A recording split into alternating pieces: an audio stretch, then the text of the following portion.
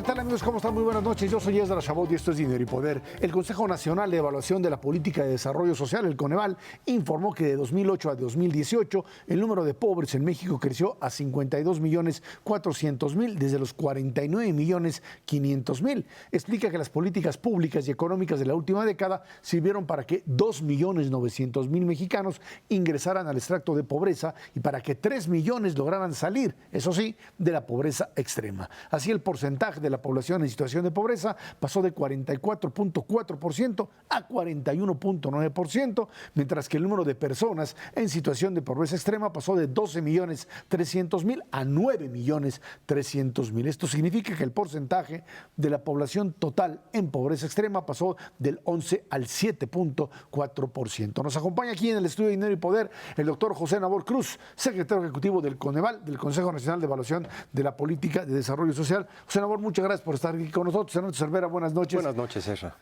Nabor, ¿qué es lo que nos dicen estas cifras que acaba de publicar el propio Coneval en el sentido de mecanismos de combate a pobreza, en donde por un lado se consigue reducir pobreza extrema, pero no se logra sacar a la población, digamos, de lo que sería este límite de pobreza fijado por Coneval, que de alguna manera eleva siempre los límites altos para tratar de tener una medición mucho más dura que la que maneja Banco Mundial, por ejemplo. Claro. Bueno, antes que nada, buenas noches, gracias por la invitación.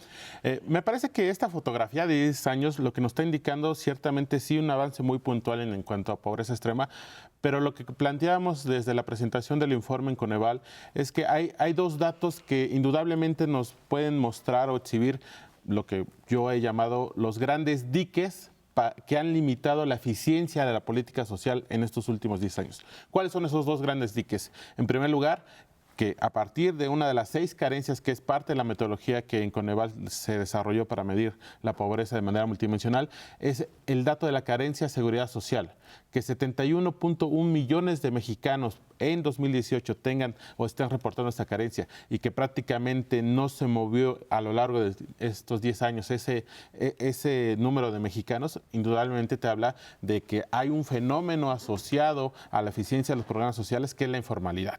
El propio INEGI, a través de una subcuenta satélite, ha trabajado desde el 2009 para acá en tratar de cuantificar cuánto representa el sector informal, el Producto Interno Bruto, y el último dato para 2017 es que es aproximadamente el 24% de nuestro Producto Interno Bruto. Entonces, evidentemente, tienes un rubro muy grande de la informalidad y aparte todos los números, el número de trabajadores en estatus de precariedad salarial, laboral, entonces indudablemente es parte de este esquema. Y el segundo dato también relevante, importante, que me parece que va muy asociado con el esquema de formalidad, es que prácticamente un poco más de 60 millones de mexicanos tienen ingresos promedios mensuales por debajo del valor monetario de la línea de pobreza, que es los componentes de la canasta alimentaria y no alimentaria. Entonces, es indudable que desafortunadamente en estos últimos 15 años tenemos también una depreciación, llamémoslo de esta manera, en cuanto al número de trabajadores de la población económicamente activa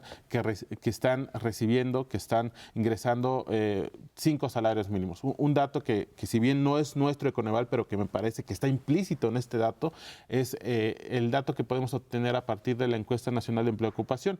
Tenemos que en 2008 alrededor del 12.4% de la población económicamente activa, de los trabajadores mexicanos de nuestro país, ganaban más de 5 salarios mínimos al día. ¿Qué tenemos para 2018? Apenas el 4.3%. Y el grupo que se ha venido incrementando, desafortunadamente, es el número de trabajadores que ganan de 1 a 2 o de 2 a 3 salarios mínimos al día. Entonces, indudablemente, en este primer análisis que podemos tomar a partir del informe pobreza que exhibimos en Coneval, es que indudablemente el tema de informalidad, la precariedad laboral y las bajas remuneraciones salariales, indudablemente son diques que están afectando la eficiencia de la política social de nuestro país. José, un primer saque en términos de lo que sería la distribución regional de esta pobreza. Claro. Sus propias estadísticas nos indican que hay una concentración muy importante, especialmente de la pobreza extrema, en el sur-sureste del país. En 3 estados, Guerrero, Oaxaca, Chiapas, estamos encontrando cerca del 60% de esta pobreza y de alguna manera pues nos dice que cierto tipo de desarrollo vinculado pues algunos le llaman los estados NAFTA, los estados del Tratado de Libre Comercio, los estados Telecán, se ha logrado abatir mucho más rápidamente este porcentaje de pobreza extrema vis a vis otros estados en donde no se ha tenido este tipo de desarrollo. ¿Cuál es la perspectiva que tienen ustedes ahí en Coneval? Lo que hemos generado, en primer lugar, partimos de la idea que México es un país muy heterogéneo en los diferentes niveles analíticos que podemos proponer.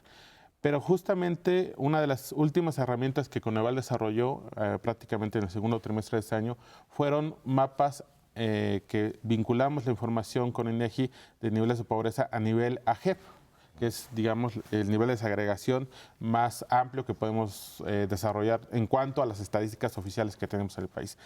Un poco para que entiendan nuestro auditorio, una AGEP es una agrupación geoestadística básica de cuántas personas más o menos. Exacto. Dependiendo, porque tenemos información tanto de municipios totalmente urbanos, que tienen más de 100,000 habitantes, como municipios de aproximadamente 15,000 habitantes. Entonces, esa es la riqueza de esta información. Pero aquí el punto es que, si bien totalmente en los mapeos que hemos desarrollado en Coneval tenemos muy focalizado la pobreza extrema en el sur del país, pero también no debemos de olvidar que hay inclusive localidades, ya ni siquiera municipios, localidades en Chihuahua, en Durango, en San Luis Potosí, inclusive en Querétaro, que manifiestan todavía un gran problema de pobreza y pobreza extrema. Básicamente la reflexión que hemos realizado es que, sin lugar a dudas, y que es parte del otro elemento fundamental de Coneval, que es la parte de evaluación de políticas sociales, que indudablemente el mejoramiento de las políticas a nivel estatal y la coordinación que se pueda generar de los gobiernos de estado con los presidentes municipales, sobre todo en el sur del país. Les comparto que este lunes firmé un convenio Coneval con el gobierno de Veracruz, y la estrategia que ellos tienen en mente es precisamente esta: hacer una planeación estratégica a nivel estatal, pero compartida con los municipios, para que se generen las sinergias necesarias para que, a través de la focalización de la información de pobreza y carencias que compartimos desde Coneval, pues ellos tengan la planeación y efectivamente la estrategia pues más efectiva, que me queda claro que todos tenemos el gran objetivo que en el corto y mediano plazo los niveles de pobreza extrema, sobre todo en el sur del país, pues vayan decayendo. Senador, el tema de los programas sociales como tales y la evaluación de estos programas, que es una de las pues, obligaciones, de los objetivos del propio Coneval, nos llevan otra vez a esta discusión sobre qué programas funcionan y qué programas no funcionan. Y creo que este es un punto fundamental para saber hasta ahora qué es lo que sí se funciona, ha tenido influencia. Está el tema de Seguro Popular. Está, por supuesto, el tema de lo que fue Prospera en sus distintas modalidades, y otros hay modelos de apoyo al campo que no han sido precisamente lo más útiles. Hasta ahora, y dentro de lo que tú has logrado ubicar dentro de tu gestión inicial en el Coneval, ¿qué es lo que podrías encontrar como un elemento común para dirimir cuáles son los programas que sí tienen o que sí tienen una incidencia en el combate a la pobreza, y cuáles otros que son clientelares o que solamente lo único que inciden es en pues, resolver a lo mejor por un mes, un año, en el mejor de los casos, la situación de las personas en pobreza? Claro. Te respondo en dos momentos. El primero es que justamente Coneval, a principios de este año, en enero, y invito al auditorio que lo pueda consultar en nuestra página de internet, hizo público un documento bastante robusto sobre la evaluación de la política social del sexenio anterior. Y un dato muy puntual es que, desafortunadamente, casi el 60% de los programas sociales que en los diferentes niveles de gobierno se llevaron a cabo entre el 2013 y 2018 no tenían, desafortunadamente, ni siquiera un mecanismo de medición de resultados. No tienen indicadores de medición de evaluación. Entonces, de entrada, en el segundo momento de mi respuesta, nos queda claro, y afortunadamente se han relanzado las reuniones de trabajo con los diferentes secretarios de Estado. La semana pasada ya nos encontramos con el secretario de SADER, lo que antes era Zagarpa. Esta semana nos vinculamos ya con las áreas de bienestar, de la Secretaría de Bienestar.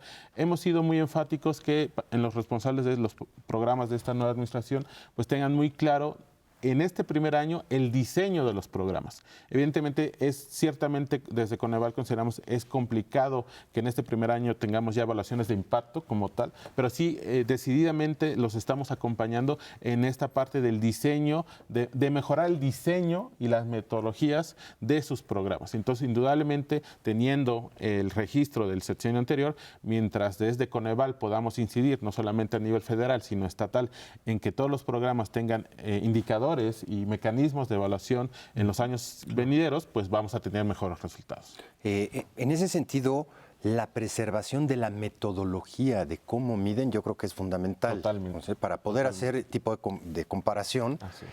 Y el otro punto fundamental es las reglas de operación, cómo operan esos programas.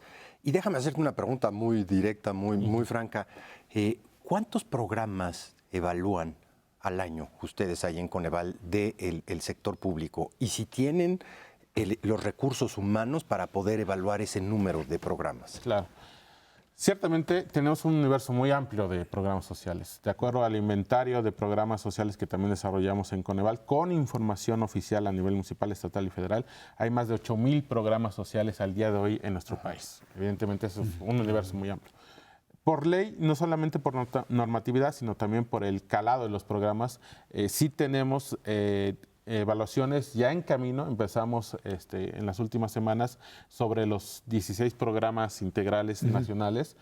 Y también tenemos, a través de los convenios que hemos celebrado con estados, un acompañamiento muy importante con ciertos estados. No con todos, desafortunadamente, pero sí aproximadamente, al menos con más de 10 estados, y tenemos una vinculación muy fuerte. A partir de ahí, desafortunadamente, ya a nivel municipal, tenemos capacitación, tenemos asistencia, tenemos cursos para evaluación, pero desafortunadamente ahí nuestro impacto es muy menor. Considero que sí tenemos con mucha determinación la evaluación a nivel federal. 16 programas. 16 programas en este momento, y a nivel estatal con una parte de los estados del país. Ok, y sí, con eso, los recursos que tienen ahorita sí pueden hacer ese tipo de evaluaciones. Así ¿Es obligatorio que hagan estas evaluaciones de parte de los propios operadores de los programas? Claro, de ambas vías. Finalmente en la parte de la Ley General de Desarrollo Social, que es, digámoslo así, la génesis jurídica con la que nace Coneval, pues está muy claramente normado que nosotros tenemos que evaluar la política social del país. Y ellos proporcionarte la información. Así es. Como tal. Ahora, a partir de esto, Coneval tendría también como opción la de proponer, digamos, cambios a programas sociales, o incluso decir, esto simplemente no funciona, o esta idea de que pues se trata solamente de una evaluación sobre la cual hay otras instancias, el propio gobierno, que tiene que decidir, y ahí es donde se dice pues hasta dónde llega la atribución o el poder de Coneval como instancia que pues tiene una información importantísima y que su información tiene que ser tomada en cuenta.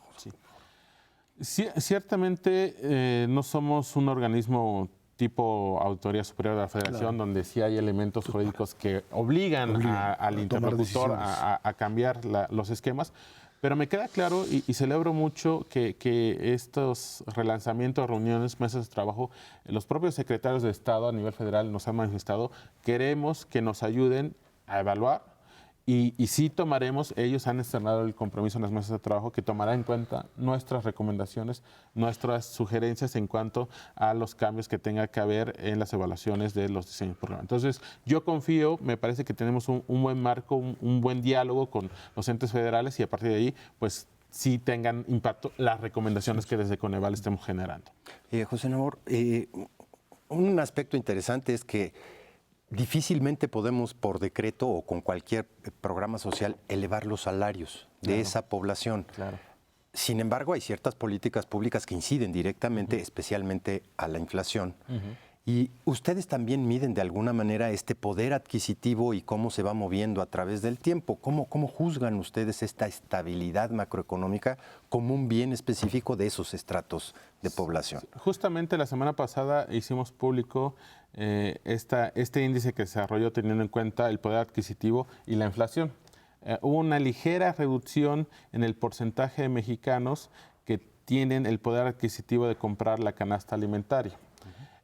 Ciertamente son elementos de este grupo de variables macro que consideramos totalmente inciden en los niveles de pobreza, pues sí damos el seguimiento en cuanto a la evolución de los precios de la canasta alimentaria a través de este indicador y también el poder adquisitivo. Ciertamente comparto que por decreto no se pueden incrementar los salarios mínimos, pero sí me parece interesante, y también las estadísticas que a partir de este índice de poder adquisitivo en cuanto a los ingresos laborales que hemos desarrollado en Coneval, parece interesante lo que ha ocurrido sobre todo en un estado como Tamaulipas, donde sí hubo un incremento de salario mínimo. Brutal por la frontera. Y que no tenemos incidencias a nivel, con la información que nos da ahora INEGI, de un incremento fuerte de la inflación a nivel estatal. Entonces, me parece que en esta parte de la pregunta que me comentabas al inicio sobre qué hacer con los estados del sur del país, me parece que la generación no solamente de clúster productivos, sino también políticas muy, muy focalizadas en ciertas regiones del sur del país que puedan tener políticas de incremento de salarios progresivos, no explosivos, como ha sido en la frontera del norte del país, podrían coadyuvar de entrada a recuperar el poder adquisitivo de estas regiones más atrasadas en estos términos. Evidentemente, el dato del día de ayer de la inflación, traemos ya una inflación por debajo del objetivo de la meta anual de Banxico. Entonces me parece que el escenario podría dirigirnos a una cierta estrategia, pero insisto, muy focalizada. Indudablemente a nivel nacional sería imposible. Imposible hacerlo. José Nabor Cruz, secretario ejecutivo de Coneval, muchísimas gracias por haber estado aquí con nosotros. Al contrario, muy buenas noches. Vámonos a una pausa. Esto es Dinero y Poder.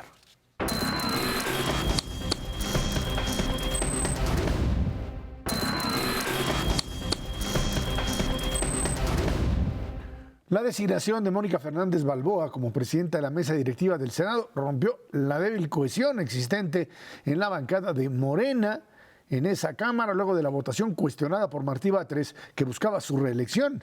Este dijo que la impugnaría por diversas irregularidades en el proceso. Batres acusa directamente al senador Ricardo Monreal, líder de los mismos senadores de Morena, ahí de ensuciar, dice, el proceso y de ser un político faccioso. Una descalificación fuerte. Monreal respondió que los calificativos son injustos y reiteró que los morenistas votaron en libertad. Bueno, pues ahí está, Ernesto, un planteamiento que creo que tiene que ver con dos elementos que hay que tomar en cuenta. Una, es cierto, una disputa fuerte de liderazgos entre Monreal y el propio Batres, que ha existido desde que llegaron ahí. Desde tiempo atrás. En una entrevista que le hacía yo a Martí Batres aquí en Línea Directa, y le preguntaba precisamente que cómo la llevaba con Monreal y dijo, pues ahí más o menos la vamos tolerando, o sea, ahí la llevamos.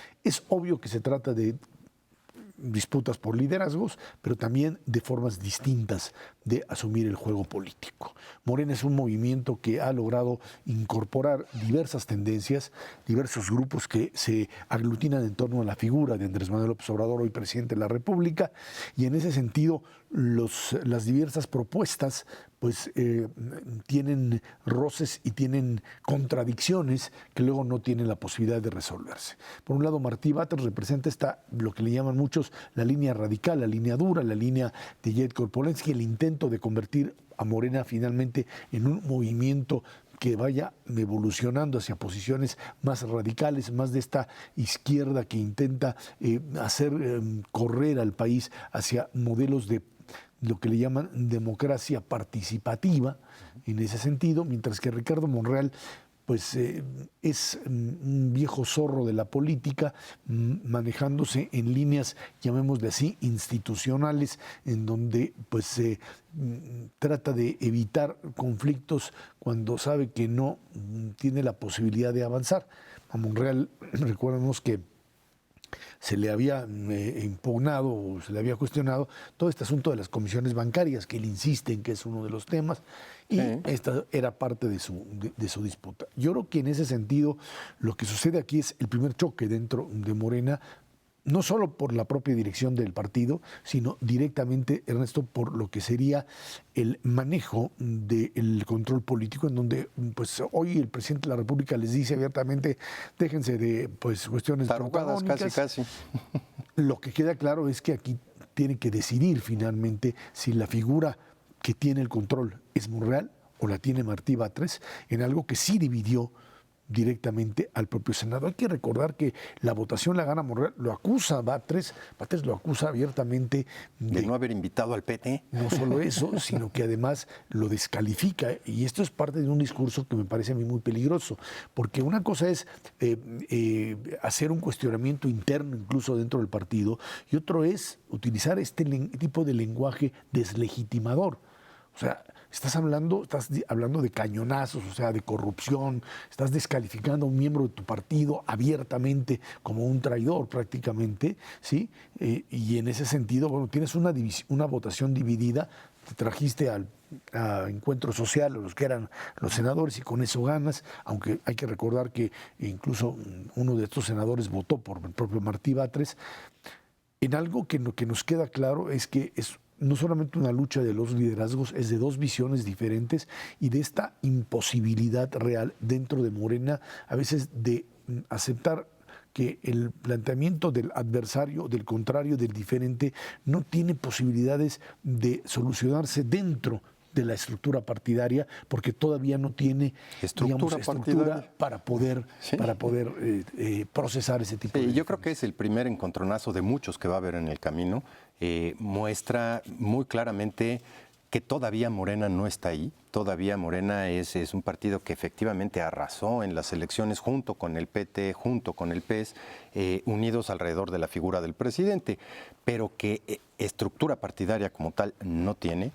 Y esta conformación de tribus que van desde la ultraderecha, en el caso del PES, hasta los ultra radicales de izquierda, va a sacar muchas chispas en el corto plazo. ¿Y cómo se van a plasmar esas diferentes luchas? Pues sin duda alguna a través de este tipo de elecciones de dirigentes, de elecciones de líderes en las diferentes cámaras de senadores y de diputados.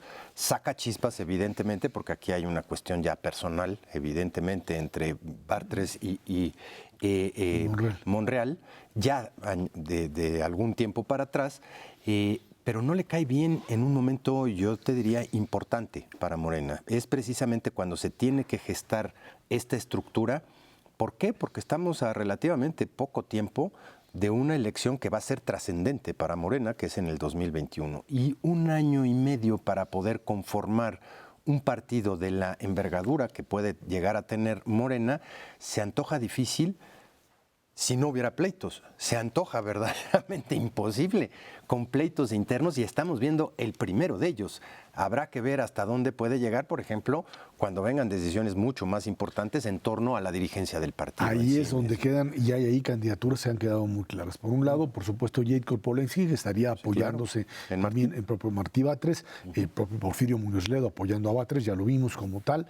La otra candidatura, que sería pues también la de Mario Delgado, que estaría en otro espacio tratando, digamos, de encontrar otro en tipo el fiel de la balanza. En el fiel de la balanza así como se tal. autodefine. Y bueno, a mí la otra que me parece que es la carta que tendría quizá el propio presidente López Obrador, que es la de Berta Luján, que sería la carta quizá de la mayor confianza del presidente hacia alguien a la que le tiene una total y absoluta, pues,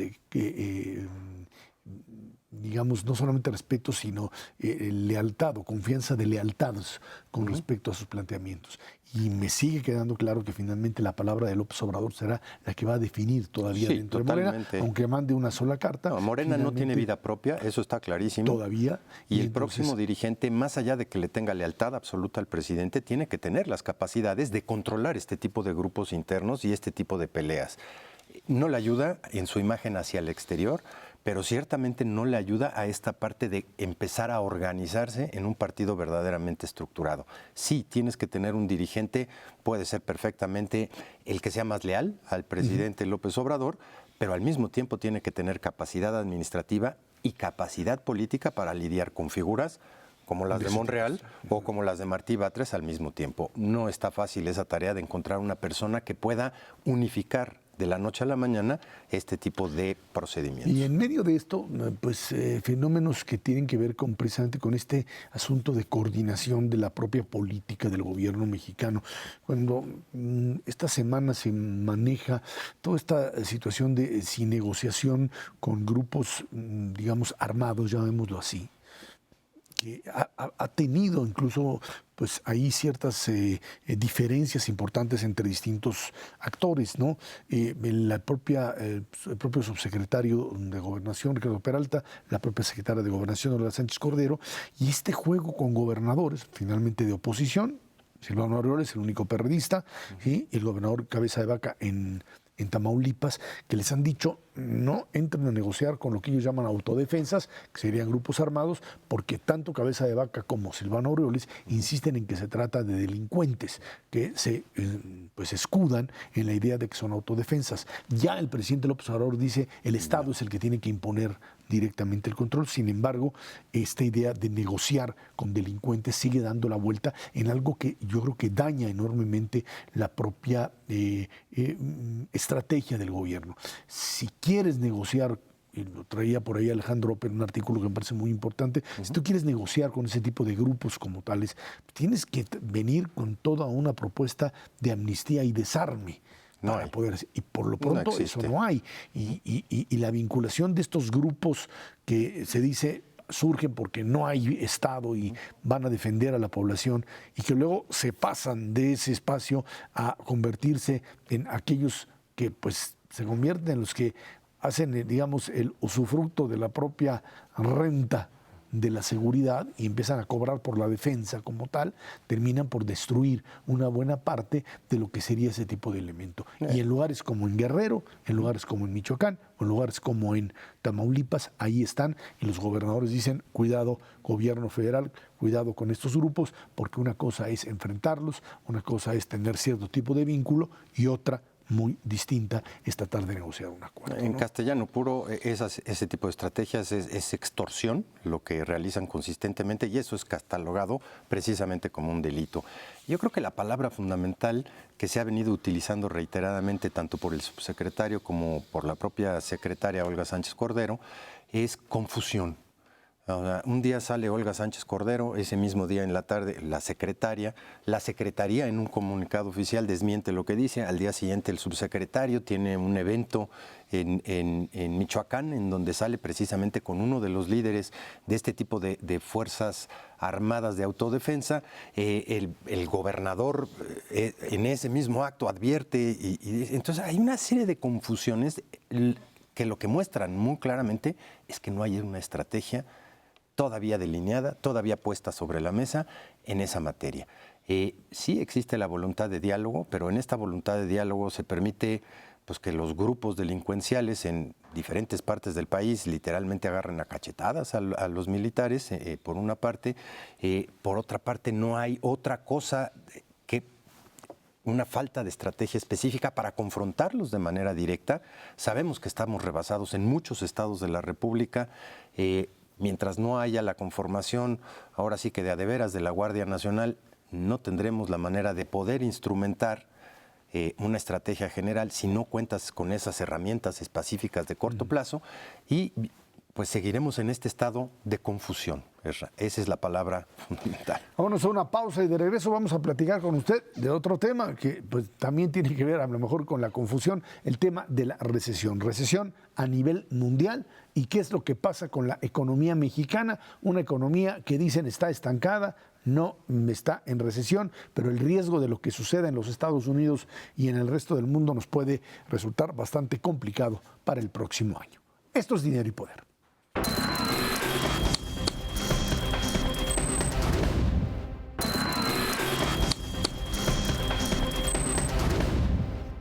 Para muchos analistas hay elementos suficientes para que pues, se produzca una recesión a nivel mundial. ¿Cuándo y cómo? No saben. Los factores, el débil crecimiento de la producción industrial en China, la caída de las exportaciones de Alemania, que ya contrajo su economía 0.1%, el Brexit y el estancamiento también de la economía de todo el viejo continente, la desaceleración de la economía de Estados Unidos. Por lo pronto, estas señales de alerta empujan a los inversionistas a tener mayor precaución y prefieren tener sus recursos en bonos de largo plazo que no representen gran riesgo y entonces entramos en estos mecanismos pues, bastante difíciles de manejar. En el caso de México, pues ya vimos el dato de hoy de la inflación que es deflación.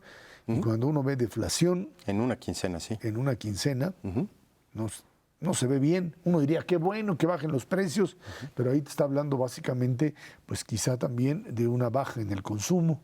Así es. Esto empieza a generar esta idea de que la economía no camina bien. El día de ayer, en este foro de Banorte, pues el presidente de la República decía que se crece poco, pero que se redistribuye ingreso.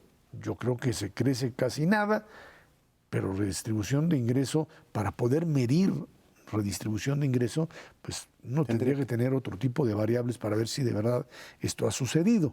Creo que hasta ahora no estamos ahí no clarísimamente. Estamos en eso, ¿no?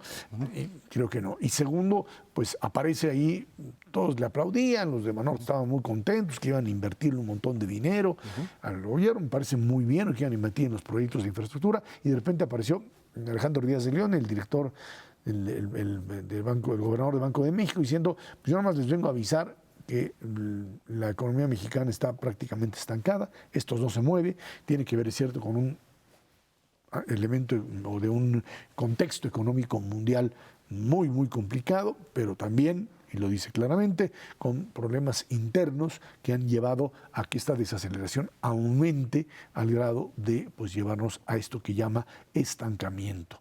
No es recesión, pero es finalmente crecimiento cero. Las últimas proyecciones, ya no sé de cuál banco era, pero daban 0.6. Sí, es correcto.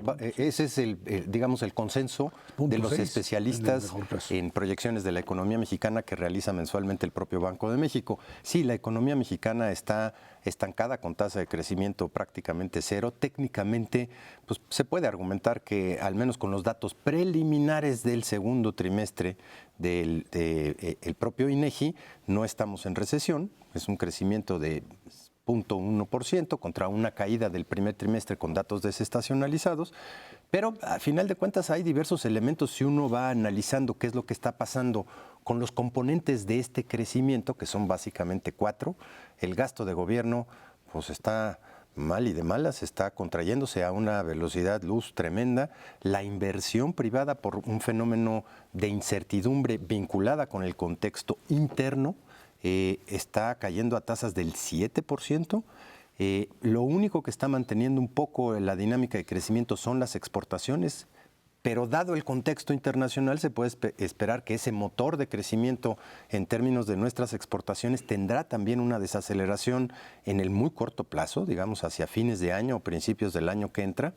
Y el último, pues tiene que ver precisamente con el consumo privado, que ciertamente no trae una dinámica de crecimiento muy importante y precisamente se refleja en lo que tú dices, un fenómeno inflacionario deflacionario, al revés. ¿Por qué? Pues porque el consumo simplemente no está con una dinámica de crecimiento como la que tuvimos entre el 2016 o 2017, lejos de las tasas de crecimiento del 4%.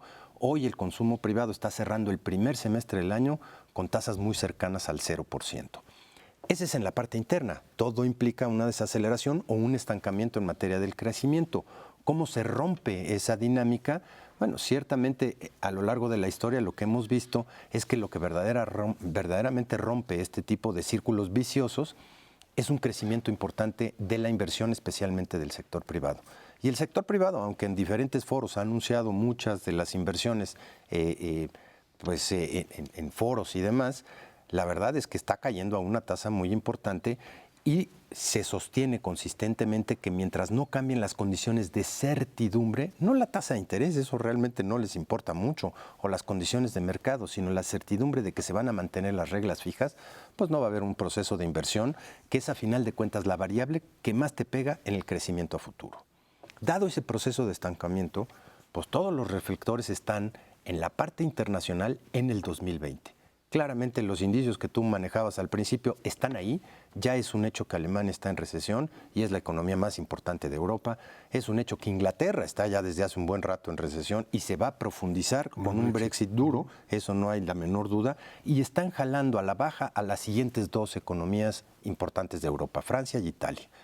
Todo, bueno, ahora la luz en el horizonte es España, que tuvo una de las peores recesiones en el 2008-2009, ahora trae una dinámica de crecimiento relativamente interesante, pero es relativamente chica respecto a lo que pasa en Europa. Y por si fuera poco, pues todo el mundo dice China, China no está creciendo a la tasa del 6 que nos está diciendo. Llevan 2 años con tasa de crecimiento negativa importante en la compra de bienes duraderos, automóviles. No están comprando los chinos. ¿Por qué no están comprando los chinos? Las familias chinas tienen un problema serio en materia de ingresos y de crédito. Y de crédito. Esa es la parte más importante. Si China está mal, Estados Unidos, que es la cerecita del pastel, empieza con una dinámica de incertidumbre también, pero por otros motivos. Y aquí el punto crucial en donde no se ponen de acuerdo los economistas, que lo mencionabas al principio, es qué es lo que ven en el horizonte todos los grandes inversionistas del mundo para premiar más el largo plazo que el corto plazo. ¿Por qué la tasa de interés del ahorro de corto plazo de 1 a 3 meses es más alta que la de largo plazo, a 10 años, cuando tienes que dejar tu dinero? Pues porque algo ven en el corto plazo que no les gusta. Uno, el déficit fiscal de Estados Unidos está desbordado y no hay manera de pararlo porque el presidente Trump hace 3 años hizo un tax bill que recorta sus ingresos. Y ahora los gastos en campaña para la elección... $1 trillón. Es una verdadera locura lo que está pasando en términos del déficit fiscal y eso asusta a los mercados y por eso piden una tasa de interés de corto plazo más alta que la de largo plazo. Y en segundo lugar, les asusta mucho esta guerra comercial con China. Ya se están viendo los estragos en términos de los precios de bienes finales a los consumidores en Estados Unidos derivado de esta guerra. No es gratuito ponerle aranceles a los productos que vienen de China, que es hasta hace relativamente poco el principal exportador hacia los Estados Unidos. Y eso eleva los costos ¿de qué? Pues de televisores, de refrigeradores, ahora sí que como los que pasan en la calle, estufas, lavadoras, muchísimas cosas. México ahí tiene una chance, pero Esra, cada vez que la tasa de interés de corto plazo ha estado por arriba de la de largo plazo, te vas a una recesión. Te vas a una recesión. Eso ha pasado las últimas veces, 7 veces que ha sucedido. Y estamos ahí ya. Ya es superior la de corto que la de largo plazo, lo cual quiere decir que en 6, 7 meses, por ahí de febrero, marzo del año que entra, Estados Unidos estaría entrando en un proceso recesivo. Ahora, estamos ante una reacción donde el Banco de México, como ya vimos, bajó la tasa de interés 1/4 de punto. La Reserva Federal, insisten, bajará todavía más. Vamos a ver si lo hace o no. Pero podríamos entrar otra vez en esta dinámica de empezar a bajar tasas de interés. Como en el 2008, 2009. 2009, con otra vez un modelo que no sé si en esta ocasión lo podría resistir la economía mundial, porque tienes que volver otra vez a prácticamente generar esta expectativa de que la recesión viene, y viene no sé si en la misma magnitud que la crisis 2008-2009, y entonces generas este tipo de expectativas. Leía un artículo de Paul Krugman en el New York Times que decía que el grave problema que tiene Europa ahora es que no le funcionó su mecanismo de control de ser excesivamente austero, excesivamente conservador, que incluso bajando la tasa a 0 o a menos, tampoco le dio como tal, que requieren de un modelo expansivo en este momento, muy, muy claro, porque si Alemania de verdad, esto que resultó en una caída, digamos, de 0.1% de su economía en un periodo relativamente, pues solamente de un trimestre, si esto sí se reproduce, si esta se convierte en tendencia, no vas a tener otro mecanismo más que volver otra vez a empezar a llenar de billetes otra vez el viejo continente, porque de lo contrario vas a caer necesariamente en modelos de parálisis total, volver a créditos, volver a soltar dinero a niveles que no conocías anteriormente, porque de lo contrario sí, una parálisis mundial te va a generar toda una situación muy complicada. Esto es incluso a lo que le tiene miedo Trump para el próximo año, sí, es correcto, las elecciones. Que la economía verdaderamente se estanque y entonces empiece pues, a caerse esta parte que valora mucho el estadounidense, el votante estadounidense, que es el crecimiento económico. Pero este artículo que mencionas de Paul Krugman tiene su lado keynesiano. Sí. Y déjame decirte, básicamente a lo que aluden es que hay una cosa que se llama la trampa de la liquidez, y lo que básicamente te dice es, no importa cuánto bajes la tasa de interés, el consumo privado y la inversión de las empresas no va a reaccionar. Así es. Están buscando otra cosa. para reaccionar. Y entonces es donde tiene que entrar el estímulo del sector público. Así es como se justifica. Pero normalmente cuando ha sucedido eso, sí tienes un pequeño rebote y luego un periodo inflacionario tremendo, claro, que es precisamente a lo que le temen estos grandes inversionistas a nivel internacional. Un fenómeno en donde sí le inviertes, sí sales, pero por un periodo muy corto de tiempo y luego entras en una crisis todavía mucho peor. El problema es que estás metido ya en un círculo en donde como no pudiste salir del primero, no te queda alternativa más que jugártela o esperar que los norteamericanos pues hagan alguna otra cosa, que la verdad en este momento... Se ven muy desesperados los políticos norteamericanos. El Partido Republicano con declaraciones muy fuertes en torno a lo que ellos mismos apoyaron hace 3 años, que es un déficit fiscal exacerbado. Exacto. Y ahora tendrán que pagar por ello en el corto y en el mediano plazo, y a ver si no en términos electorales, que sería verdaderamente una bendición para todo el mundo. Vámonos a una pausa y de regreso platicamos con usted de inversión extranjera directa, el dinero que llega a México en menor cantidad. Esto es Dinero y Poder.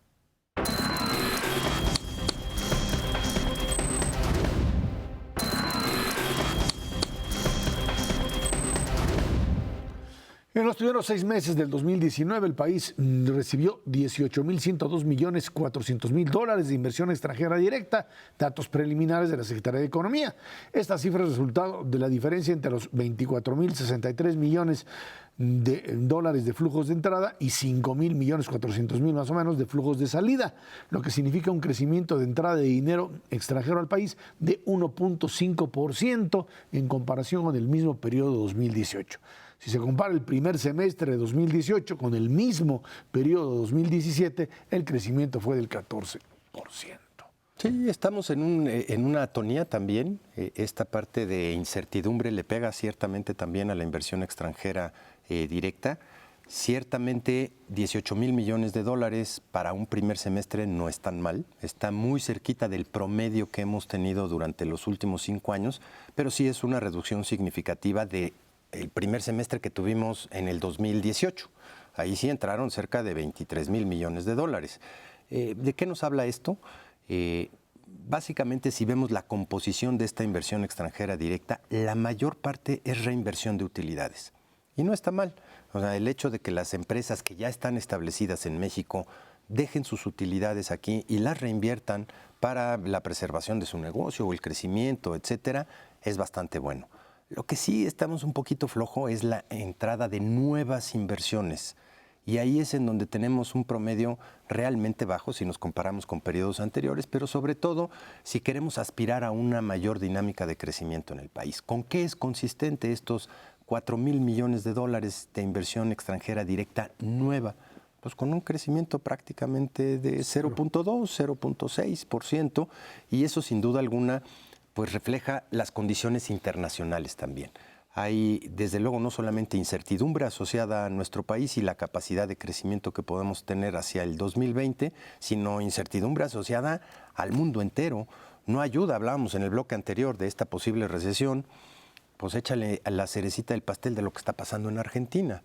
Y un inversionista extranjero pues no necesariamente tiene conocimiento específico de lo que pasa en cada uno de los países de América Latina, y pues si ve América Latina lo confunde pues con lo que está pasando en Brasil, que desde luego pues también no está en un proceso recesivo durante el presente año, pues dice, mejor me echo un pasito para atrás en términos generales de economías emergentes y esperamos a ver cómo crece esto en el mediano y corto plazo. No está mal una inversión extranjera directa de 18,000 millones de dólares, pero ciertamente podríamos estar aspirando a unos 5,000 a 6,000 millones de dólares adicionales que sí podrían haber entrado en este país si las condiciones fueran un poquito diferentes. Yo creo que estamos hablando básicamente de una inversión extranjera que no se está yendo del país, se quedó, porque además hay que recordar que los inversionistas extranjeros van por inversiones a largo plazo. No estamos hablando de la inversión financiera, estamos hablando de la inversión en fierros que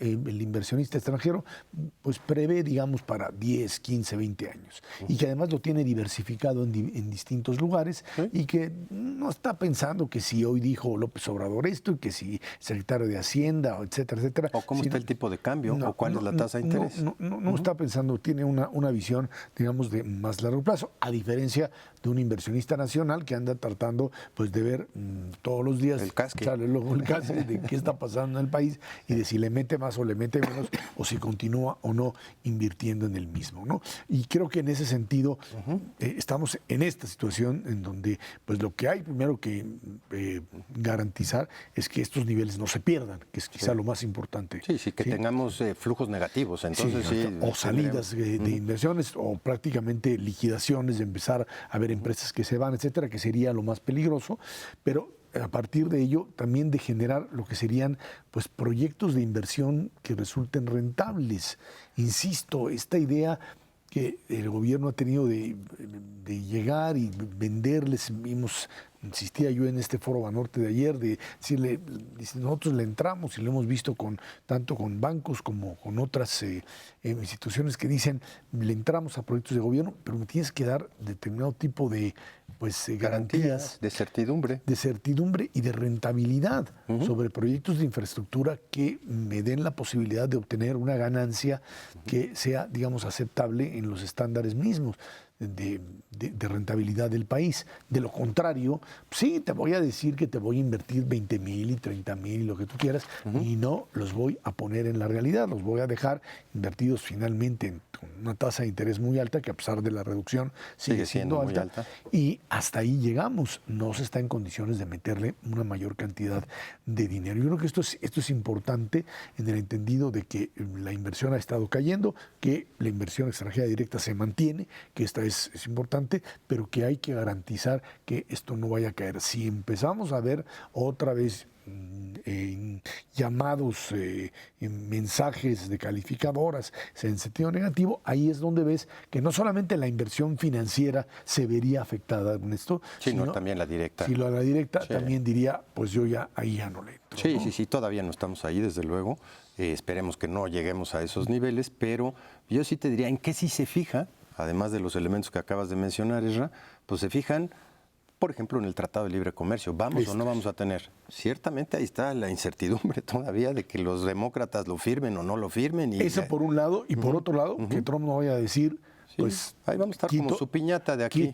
Quito el otro, porque no pasa nada. Si este no se aprueba y se queda el que traemos hasta ahora, pues nos seguimos hasta ahí, hasta la elección en Estados Unidos, pero en un jueguito loco de Trump que diga, pues mando ni y Chana, hablo, ni Juana. Aunque no lo puede instrumentar en la realidad, el simple aviso sacaría las inversiones del país, ¿no? Sí. Número 2, se fijan en la disponibilidad de insumos fundamentales. Energía, el principal de ellos. Ese sí es una cuestión que las empresas extranjeras toman en cuenta para decidir en dónde y cómo inviertan. Número 3, que haya disponibilidad de capital humano. Muchas veces no se pueden ubicar pues, en estados como los que mencionamos en el primer bloque de este programa, Guerrero, Oaxaca, Chiapas, porque ni siquiera hay el nivel de ingenieros que puedan participar en procesos productivos de esta naturaleza. Y número 4, que tenga acceso a diferentes puertos, que haya manera fácil de traer insumos y manera fácil de sacar producto terminado.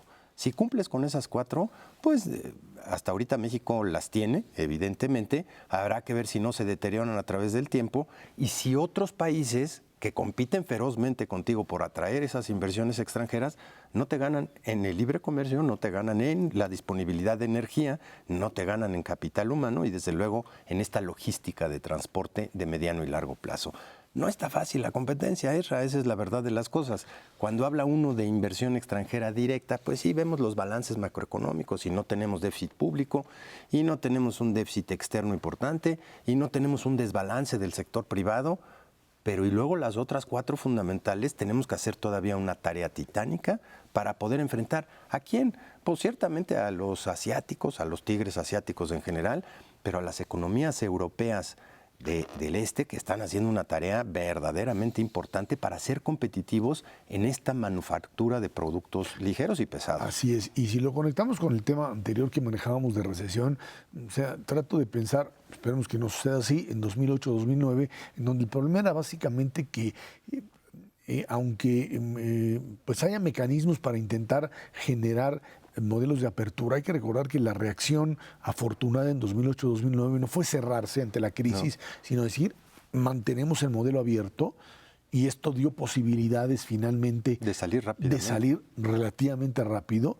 Hoy tienes una tendencia muy clara en los Estados Unidos y en algunos países, incluso de Europa, al proteccionismo, a la cerrazón. Si tú tienes hoy un modelo, una problemática de recesión, me temo que vamos a ver reacciones en los Estados Unidos y en Europa, e incluso en la propia China, de cerrazón y con esto de mayor problemática para poder atraer inversión extranjera que termina otra vez por tratar de protegerse dentro de sus propios marcos fronterizos en una reacción contraria a una globalización que siguen considerando como peligrosa. Es muy desafortunado lo que dice Serra, pero muy cierto. Yo creo que en el muy corto plazo sí podemos encontrar este tipo de impedimentos al comercio y a la globalización internacional que lo que hacen es encarecer la producción de bienes y servicios en detrimento ¿de quién? De las familias del mundo entero. Todo aquel país que empieza a poner barreras de cualquier tipo, lo que hace es encarecer la producción y debilitar el poder adquisitivo de las familias que viven en ese país o región. Yo creo que en todo caso lo que habría que hacer es en este momento, incluso desde la perspectiva mexicana, tratar de evitar que se llegue a esto bajo los mecanismos que habíamos dicho, de tratar de generar proyectos de inversión atractivo que te hagan que ese capital entre directamente al país ahora, que se vuelva atractivo ahora, para que pues haya un compromiso inicial y con ello la posibilidad de mantenerlo en momentos que sea todavía mucho más difícil. Ojalá sea el caso, hay que tener esos proyectos listos para verdaderamente hacerlos atractivos. Entonces, Alvera, muchísimas gracias. Gracias a usted que nos ve y nos escucha aquí todos los jueves a las 10 de la noche en Dinero y Poder en el 11. Por nuestra parte, muchísimas gracias y muy buenas noches.